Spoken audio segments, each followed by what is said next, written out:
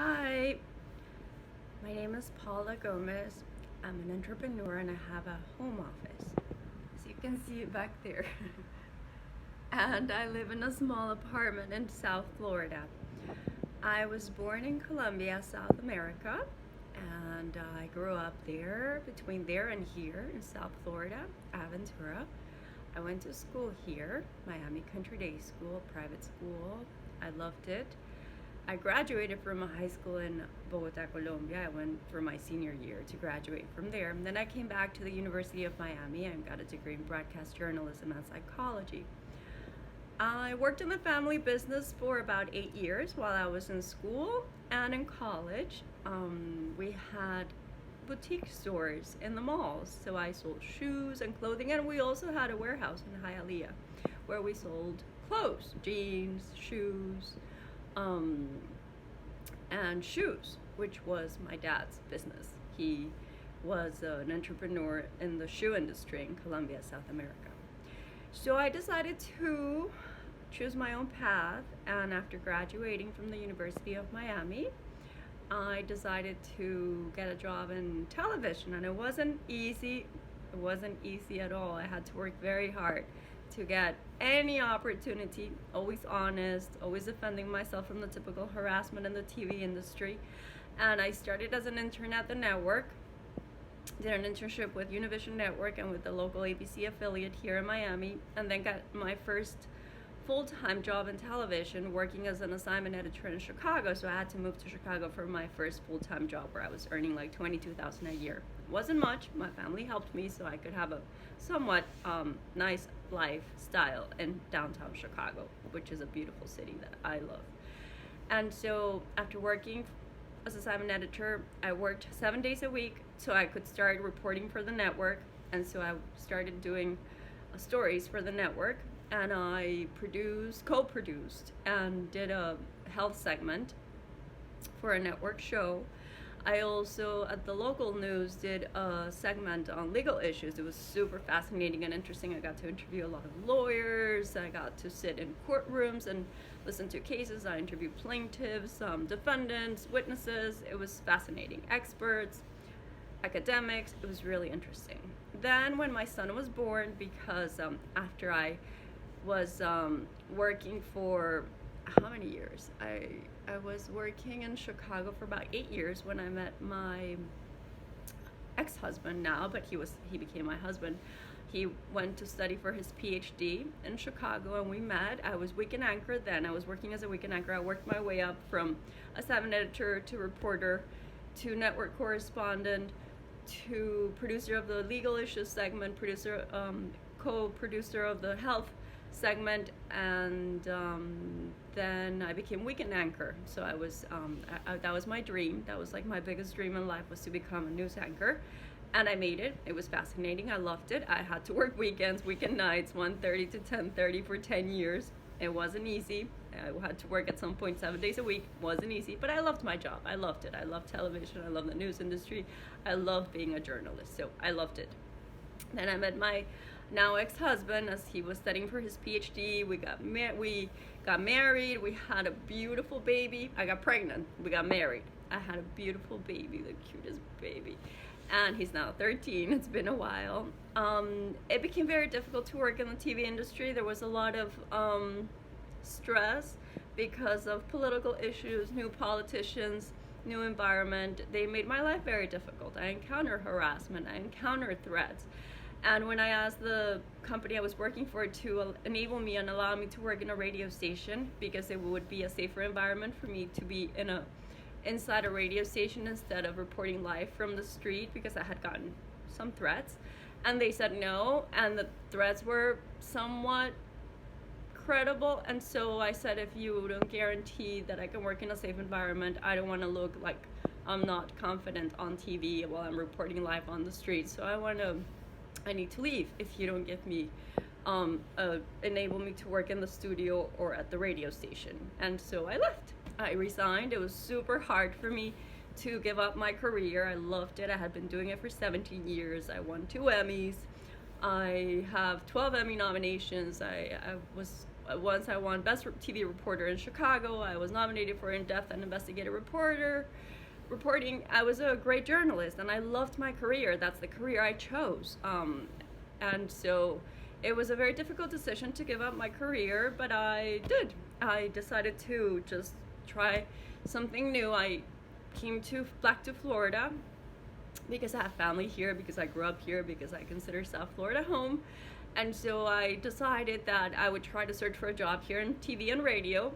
My agent didn't get me any interviews. No one called me. I criticized severe political corruption and the system that's it doesn't function well.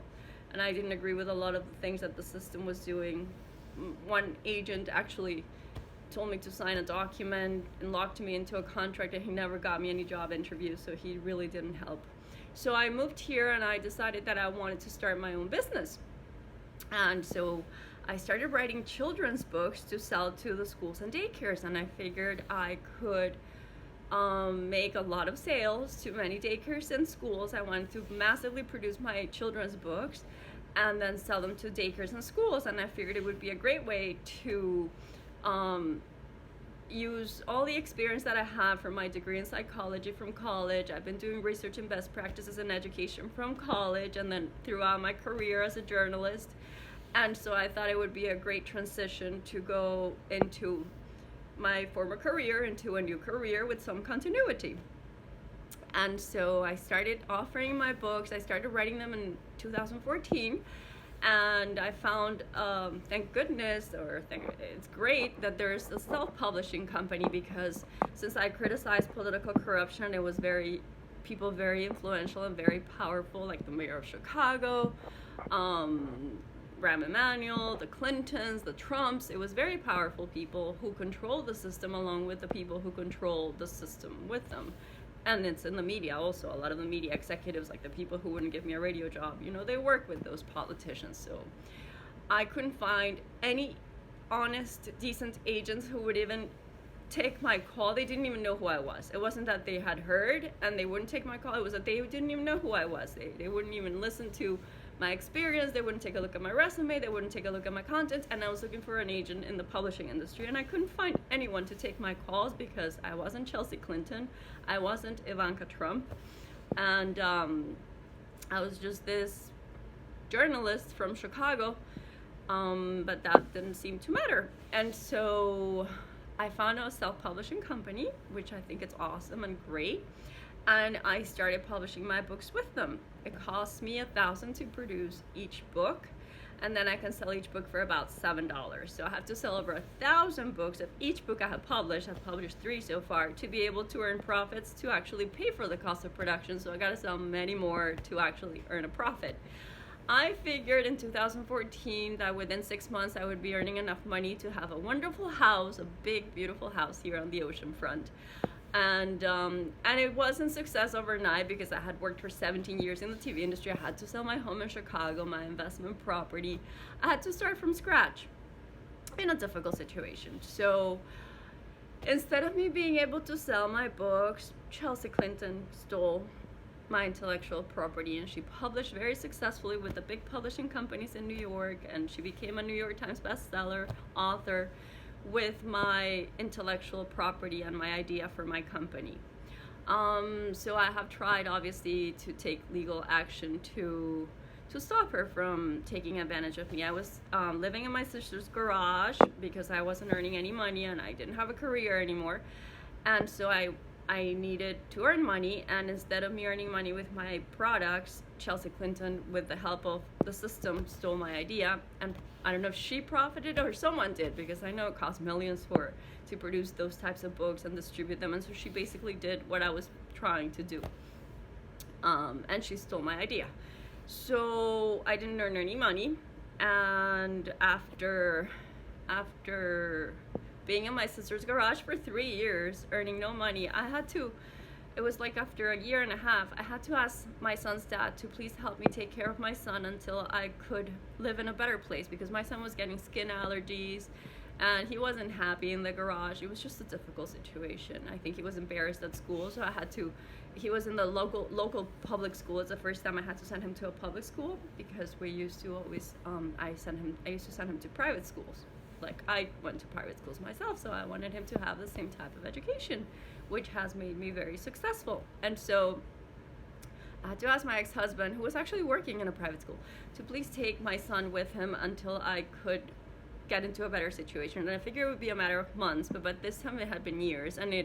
So in addition to Chelsea Clinton stealing my intellectual property and complicity with the system of like the media and the publishing industry and politicians, Ivanka Trump was preparing also. I have proof that she was like preparing to also take charge and pretend that my intellectual property was hers, and I have publishings that are proof of that. So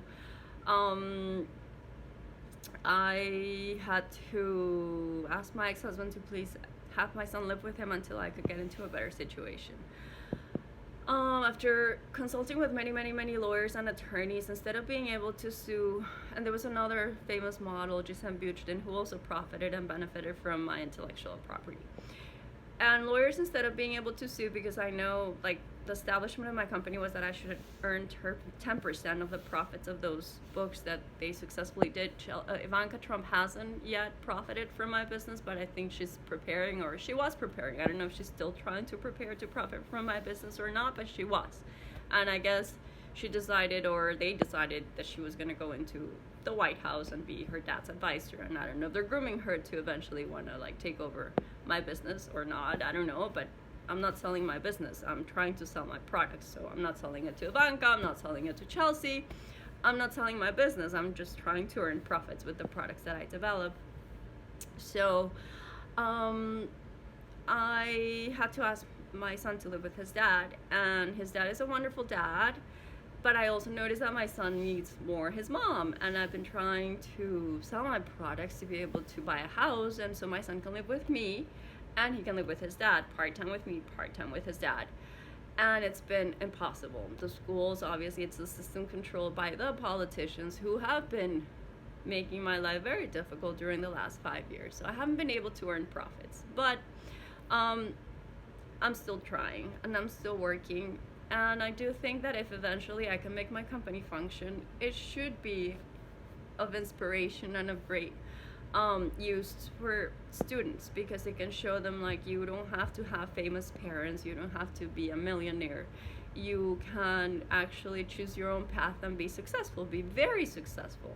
And so I continue working in my company every day, trying for schools, and it's very hard for schools to have an open mind, and for government bureaucrats, I guess people who have been working in the school systems for a long time and they earn good salaries and they're in a good position, they're not so open to people like me. I'm not going to earn a lot of money at the start of this process. Like, I was trying to sell products to the West Palm Beach public schools, and I would earn like $15,000 in my first transaction.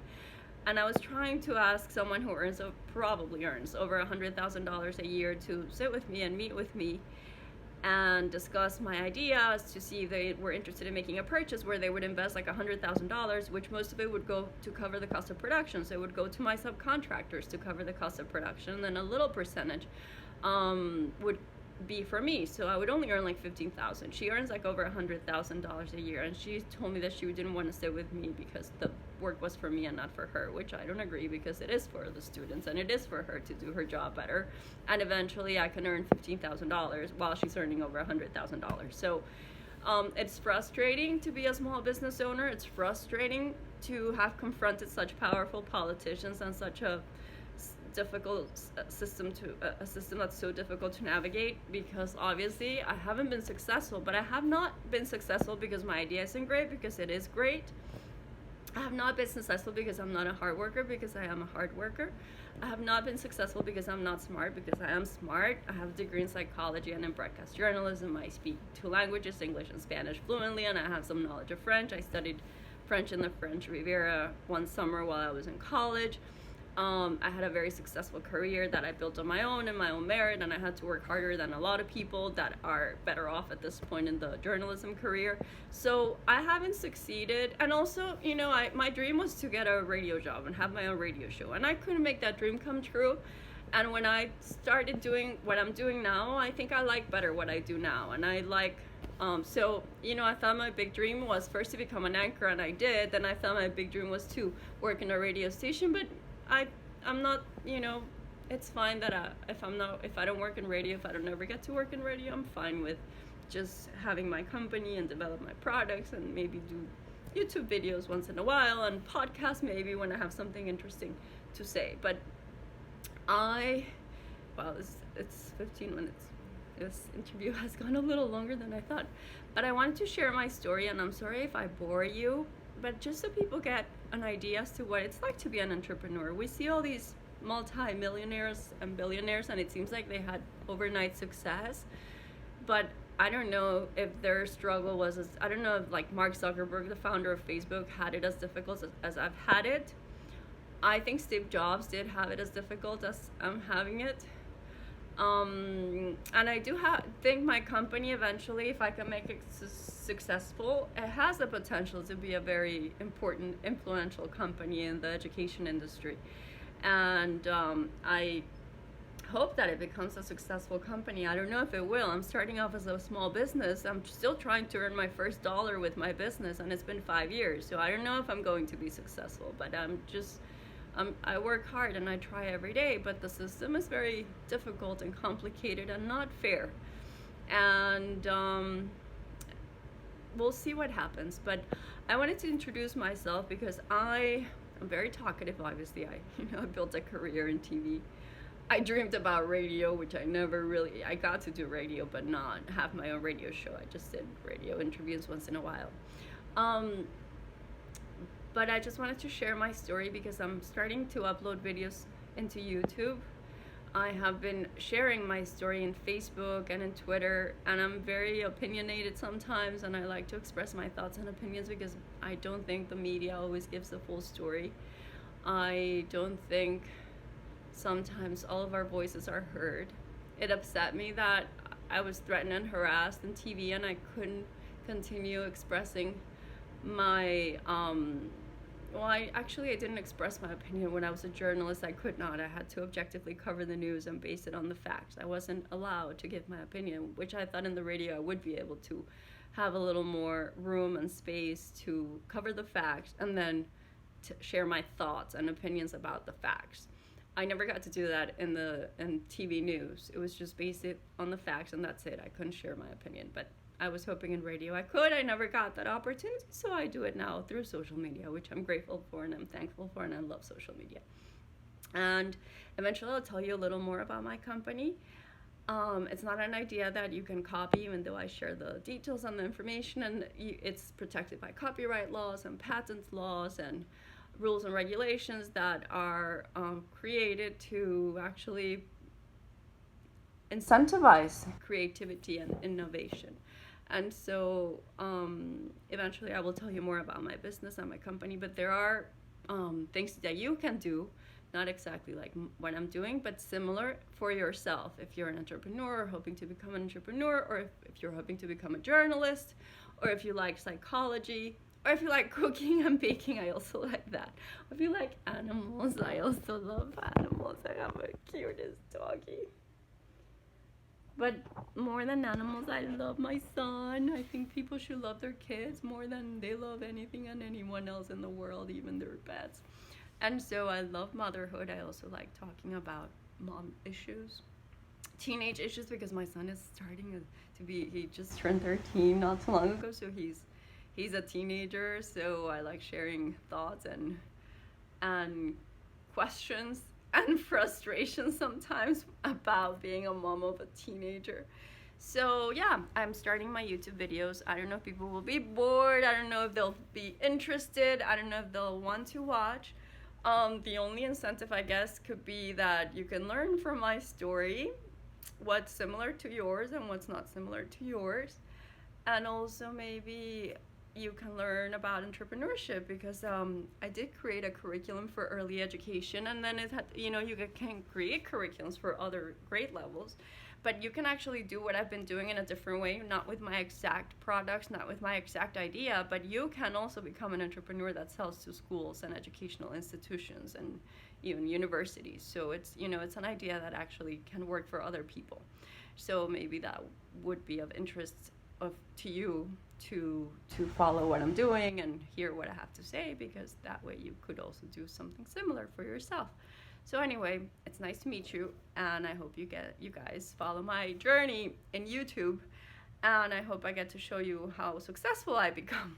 I'm hoping, you know, I don't give up hope. It's gotten better for me. I don't live in a garage anymore. I don't live in my sister's garage. I live now in a small apartment in South Florida, close to my son's dad's house, so we can spend more time together. But eventually, obviously, I want to buy a big, beautiful house and live with my son again. And I want him to live part-time with me and part-time with his dad. We'll see how I get there, but I'm hoping that I will. And so we'll see. Have a great day.